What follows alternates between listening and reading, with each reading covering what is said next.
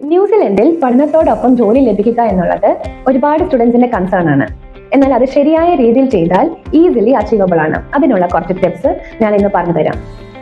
New Zealand employers നോക്കുന്നത് experience മാത്രമല്ല, practical skills, positive attitude, clear communication ഇതൊക്കെയാണ്. എല്ലാ ജോലി സ്ഥലത്തും ഒരേ റെസ്യൂമി അയക്കാതെ ജോബ് ഡിസ്ക്രിപ്ഷൻ ശ്രദ്ധിച്ചു വായിച്ചതിന് ശേഷം അതിനനുസരിച്ച് ടൈലർ ചെയ്യുക.